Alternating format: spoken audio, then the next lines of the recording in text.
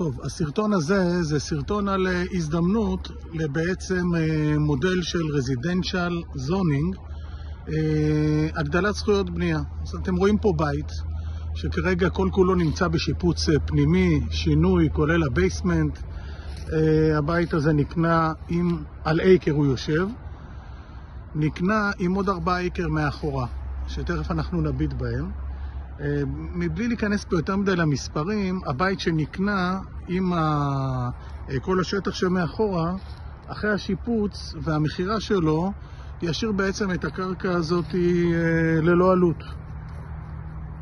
עכשיו, בקרקע הזאת, אם אני ארד רגע לכביש, בעצם קיבלנו היתר לבצע בנייה של עוד 9 בתים כאלה. זה יהיו קרקעות מאורחות כאלה מהכביש. אנחנו נתחיל לטייל.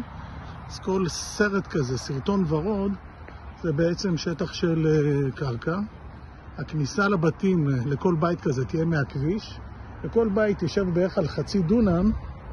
נגיד, תסתכלו, קרקע מאורכת כזאת, שישב עליה בית עם חצי דונם, שפה תהיה הכניסה. וזה יהיה הבא בתור. וכן הלאה והלאה. אז בעצם, אם תבינו את הפוטנציאל, יש פה פוטנציאל אדיר במה שנקרא residential zoning. בעצם קונים קרקע, עושים לה השבחה על ידי רישום בעירייה וחלוקה מחדש של החלקות. אחרי זה אפשר להרים פה בתים ולמכור אותם, שהקרקע בעצם עלתה לנו כמעט 0.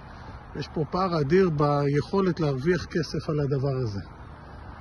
אז חלק מהפרויקטים שאנחנו עשינו, וכמובן דברים כאלה שאנחנו מחפשים להמשך עבור המשקיעים. זהו.